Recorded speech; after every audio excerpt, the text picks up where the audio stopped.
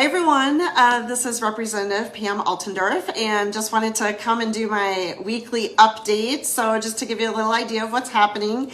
As of yesterday, on the representative on the House floor, we have now had presented to us 1,270 bills have been introduced on the House floor.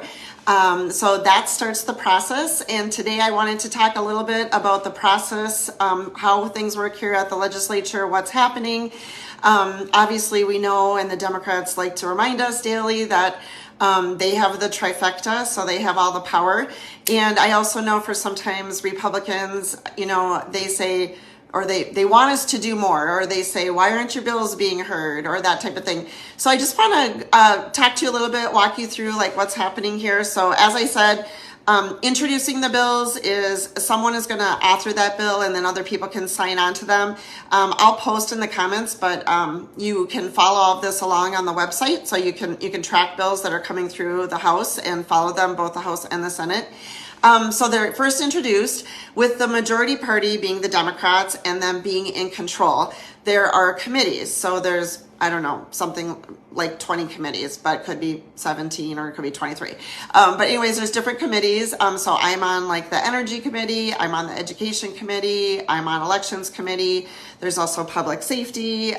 So there's all these different committees. And after a bill is introduced, it will be decided what areas of the committees that bill is supposed to go through.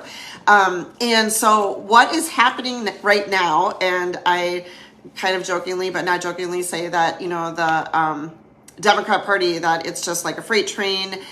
They're moving really fast. We've talked to other people that have been in the House for, 10 years, 12 years, 20 years, and they said they've never seen this speed. And also that this is just not normally how we legislate, So bringing things to the committees is our way to vet out bills, to make suggestions, to make amendments. We really want to make that bill as best as we can for Minnesota, and that's typically how the process would work. But what's happening right now in Minnesota, alert, alert, alert, the alarms should be going off, is the Democrat Party. They have the trifecta, and they are taking this and they are absolutely running with their agenda.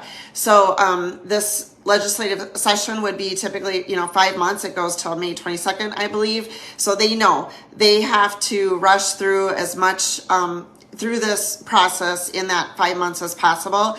And they're just being very bold.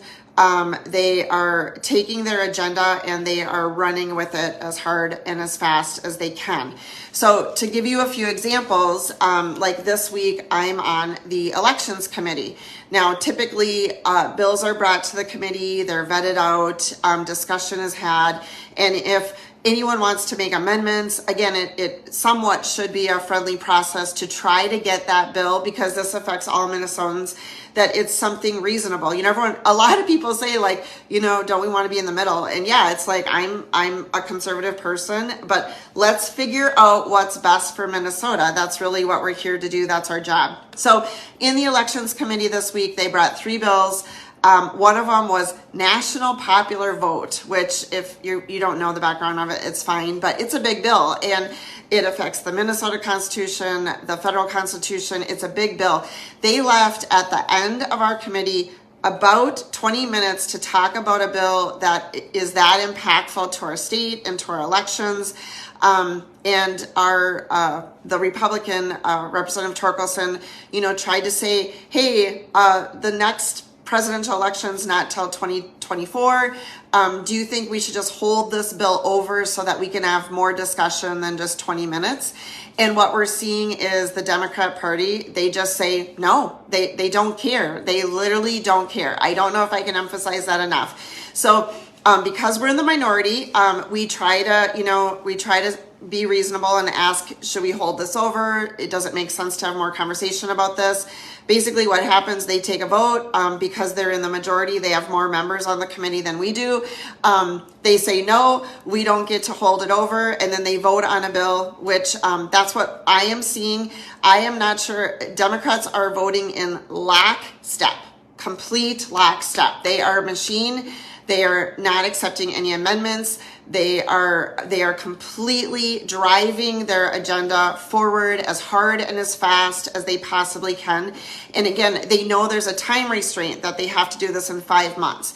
So another example, just to give you, is the what we call lovingly is the blackout bill, the Clean Energy 2040 bill. That is a huge bill. Okay, so I sit on the Energy Committee, and I would like to say that, just common sense tells you energy truly is something that drives our whole economy. It affects every area of everybody's life. So that one bill that we're going to keep on calling the blackout bill, that one bill that the Democrats chose as one of their first bills, it was House File 7. They rammed that through the system. Now, think about energy. It affects infrastructure. It affects our workforce.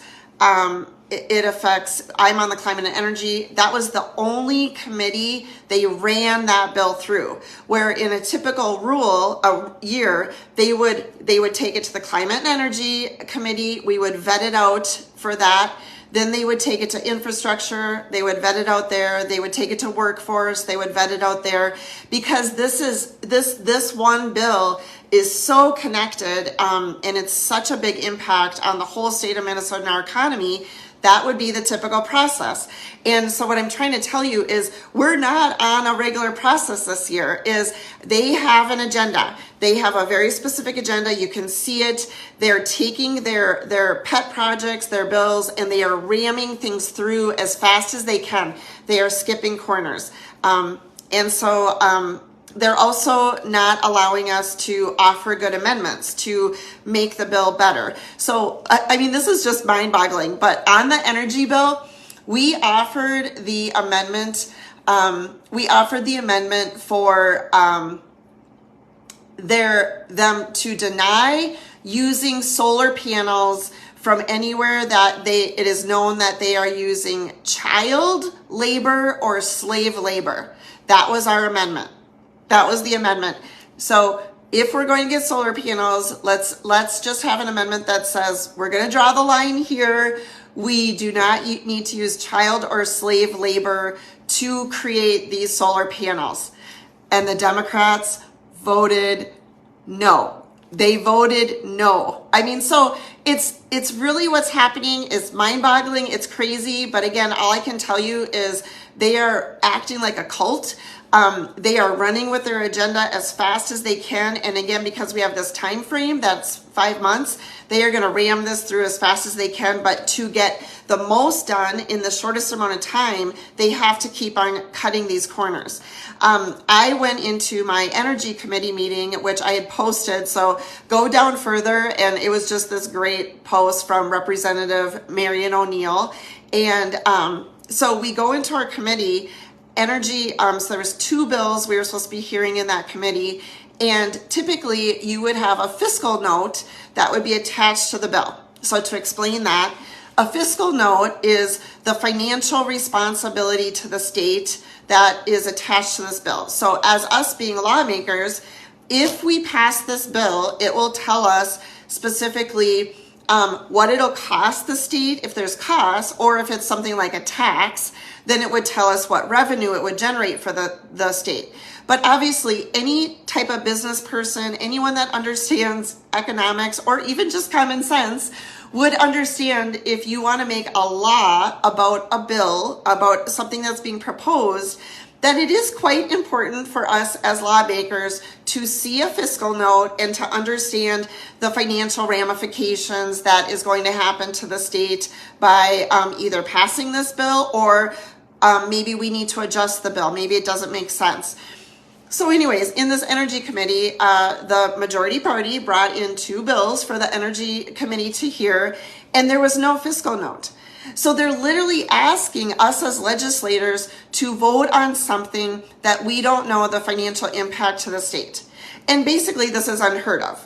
This is not how we legislate. This is not how the state is supposed to be run, because you can understand common sense people can understand this is not a responsible way to legislate, and yet this is exactly what's happening right now in the Minnesota House of Representatives. They don't care. And when we bring anything up, because they're the majority, they just vote us down. They just, like we try to bring up our arguments. We try to say we need to have a good amendment. They vote us down. We try to say we need to hold over this bill because it doesn't have a fiscal note. They vote us down.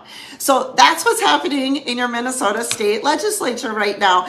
And I really think the public needs to know, because even most moderates, independents, common sense Democrats, or if you're a business owner, or if you have any interest in the health and well-being of Minnesota, which hopefully is 95% or more of the people that live here, we would like to have the people that are elected to office to be behaving responsibly, and to not just ram through an agenda, but to do it thoughtfully, to consider all ramifications to the state, and to really try to make sure that we're amending things to find that middle ground. So that's just a couple of examples of what's happening. I've had some visitors this week. I appreciate everyone reaching out.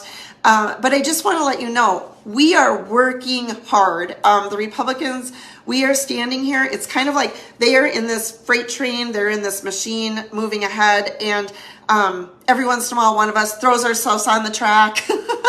Not to be over dramatic, but we're trying. We're trying to stop the freight train, or we're trying to throw sand in the gears. Or we're trying to throw a wrench in the gears. So it's like we have now until May 22nd for the Democrats to get as much of their agenda through. And we're doing everything, please trust me, we are doing everything to try to slow down that process. We're trying to, slow that process down. And yet, if there's anything we can do, put in the comments. I had some people just say, Republicans need to do more. We're happy to do more. Let's all work together. The one thing that really bothers me is when Republicans are attacking Republicans. Hello, that's not productive. And right now, we are truly in the fight of our lives. We have a government that the Democrats have all three: the governor, the Senate, and the House. And they are on a fast track to ram through their agenda. So please, Republicans, let's work together. Let's stop beating each other up. I see this and I know you're frustrated, but it's not helpful.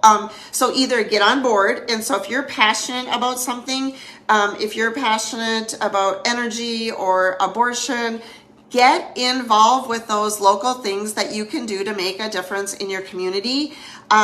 If there's any way you can help expand our voice by sharing posts, talking to your neighbors, letting them know what's happening here, letting them know that we're kind of on this fast track, that the Democrat Party has been hijacked literally by the leftist extremists.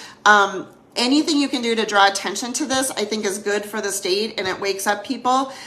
So please help us.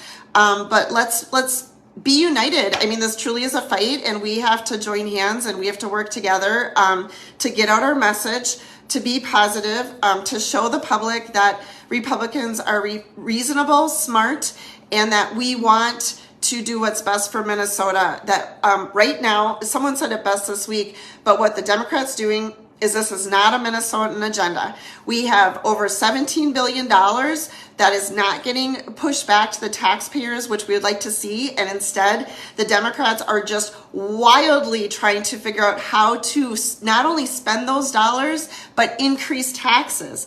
I mean, you're literally watching this and you can't wrap your mind around what's happening. So don't give up. Keep fighting, but the way we do it is exposing and working together. So let's lock arms, talk to your Democrat neighbors, and talk to people, and we just have to bring a little common sense back to our state and just get them back on track. So that's my weekly update. We're on the fast train here at the Minnesota House, and I'm working hard for you.